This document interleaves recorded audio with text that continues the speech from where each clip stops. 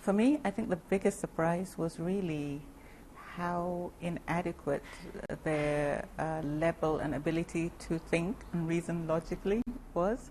For a lot of them, they were confronted with this linear narrative from a very charismatic preacher, and they didn't have the skills to really challenge that narrative, even when parts of it didn't really make too much sense.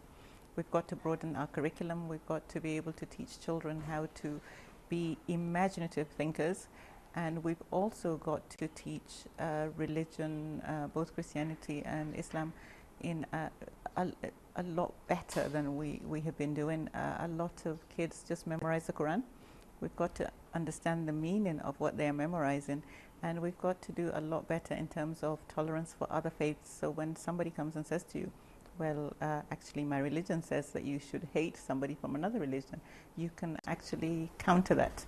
Your program also has a counter-radicalization side to it, and I understand you have, found institutions and places where people are preaching radical thoughts and radicalizing children who are under their care. Radicalization goes on in many communities, in mosques, in schools. Some of it is inadvertent. Some of the preachers do not think that what they're doing is radicalizing young people. They have extreme beliefs which they absolutely believe to be true Islam.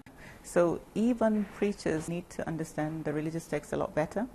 My feeling is that religion should never be taught in isolation, that when you study religion as a preacher, you should also study not just your religion but other faiths, and you should also study religion in conjunction with literature, with philosophy, with science in some respects, so that you have a much broader view. One of the things people find the most shocking is the reports of young girls, teenage girls, being used as suicide bombers. From the people you've spoken to that have come out and are now part of the program, what have you learned about the way that those girls are used and radicalized and how they end up being suicide bombers? Well, one thing that we are learning is that for most of those girls, if not all, they did not go into this voluntarily.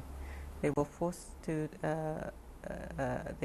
join the group, and some were just taken into the group. They never did join the group, and actually they were taken by people that they trusted, fathers, brothers, uncles, and a lot of them had very short indoctrination periods where they were convinced that if they strapped themselves up and blew themselves up, that they would have a straight path to heaven.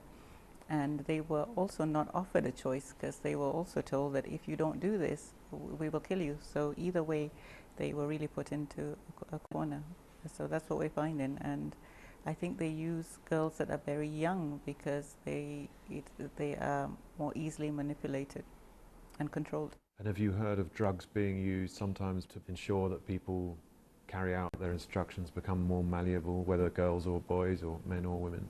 Sure, we have heard a lot of stories. They have used girls as young as 10, and even some of the young boys, 13, 14. I think if you can imagine what a typical 13-year-old is like, I mean, I think there would be very few 13-year-olds that would willingly allow themselves to be strapped full of explosives and have the courage to walk into a public place and detonate. They would be a great level of fear.